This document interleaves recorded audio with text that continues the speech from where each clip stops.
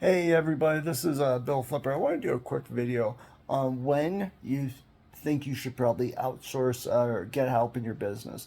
And I use someone to package and prep the items relative, but if you think about it this way, it is where something takes up more time than it's taking up time that you could be spent doing something that will make you more money. So if you're sourcing and you're making 30, $50 an hour, you should not be prepping if you could pay someone 10 or $15 an hour.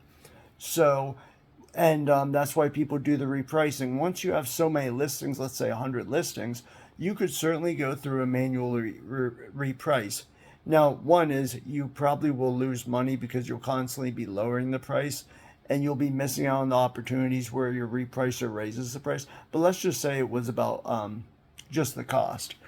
But once it gets to, you spend a few hours on it a month, you could pay Be Cool or some of these different repricers $25 to $100 a month, and they're going to do a lot more. And also, it's going to save you the time. Same with prepping, same with having the ability to source, VAs, same with especially when you deal with certain like account health things, especially if they're simple to fix.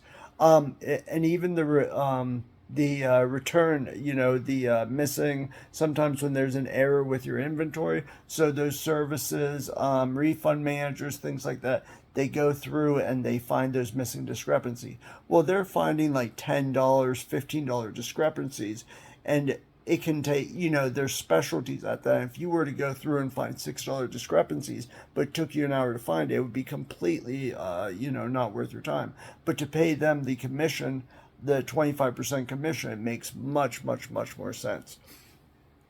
So, like I said, kind of go over, one trick to this is maybe go through your week, write down all, every hour how you spend your time, and look for those possibilities where you could then find someone.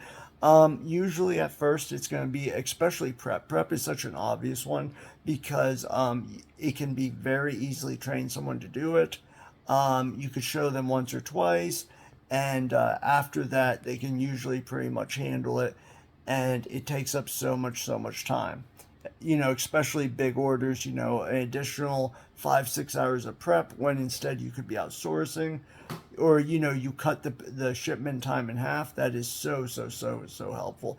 And in the end, you can also look about quality of life choices. So if instead you're prepping an order, but you could be at your son's t-ball game, maybe you're happy to pay someone $10, $15 to have the ability to spend that time with family. So you always want to look at those possibilities too. You don't want to be doing something you hate doing, especially if you're okay with spending the difference so you can go do something you love or something you enjoy.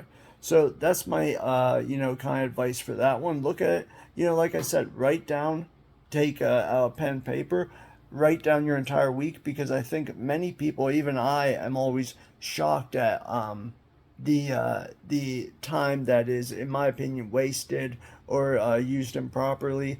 And you'll find lots of ways. And even if it's not hiring help, perhaps it's just changing some things around, changing some things to morning. When are you getting the most done?